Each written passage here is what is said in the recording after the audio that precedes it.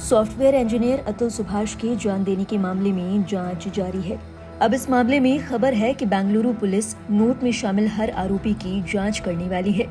इनमें यूपी के जौनपुर में फैमिली कोर्ट जज रीता कोर्ट कौशिक पर लगे आरोप भी शामिल हैं। शनिवार को पुलिस ने अतुल की पत्नी निकिता सिंघानिया, सास निशा सिंघानिया और साले अनुराग सिंघानिया को गिरफ्तार किया है। अब खबर है कि पुलिस जज रीता कौशिक पर एक्शन लेने की तैयारी कर रही है। एक प्राइवेट मीडिया हाउस से बात करते हुए वरिष्ठ आईपीएस अधिकारी ने कहा, डेथ नोट में जज के खिलाफ समेत जिन आरोपों का जिक्र किया गया है, हम सभी की जांच करेंगे। जांच अधिकारी के पास मामले की जांच की सभी शक्तियां होती हैं। हालांकि उन्होंने ये भी साफ किया कि कार्रवाई करने से पहले कानूनी सलाह ली जाएगी। गौरतलब है, अतुल ने अपने नोट में जज कौशिक पर रिश्वत समेत कई गंभीर आरोप लगाए हैं। अपने नोट में अतुल ने 21 मार्च 2024 की एक घटना का जिक्र किया था। ये मामला तब का है जब जज कौशिक अतुल और निकिता के केस की सुनवाई कर रही थी। जब जज ने अतुल कौशिक को मामला सेटलमेंट करने के लिए कहा तो अतुल ने कहा कि मेरे पास इतने पैसे नहीं हैं। अतुल की दलील थी कि उनकी खुद की सैलरी इतनी नहीं है और निकिता भी अच्छा कमाती है।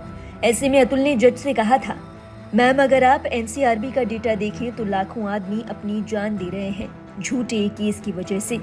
इसके बाद अतुल की पत्नी निकिता ने कहा, तो तुम अपनी जान क्यों नहीं दे देते। अतुल के मुताबिक इस बात को सुनकर जज कौशिक हंसने लगी थी। इसके बाद जज कौशिक ने अतुल से 5 लाख रुपए में सेटलमेंट कराने की बात भी कही थी।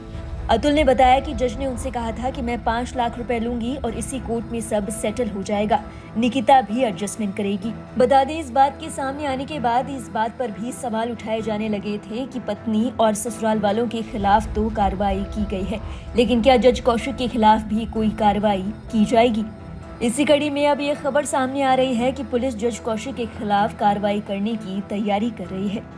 हालांकि ये कार्रवाई क्या होगी और कितने दिनों के भीतर होगी, इस मामले में कोई पुष्टि नहीं की गई है।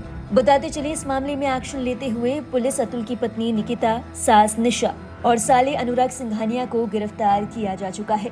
गिरफ्तारी के बाद तीनों को बेंगलुरु लाया गया था, जहां की स्थानीय अदालत में पेश होने के बाद तीनों को 14 दिन की न्यायिक हिरासत में भेज दिया गया है।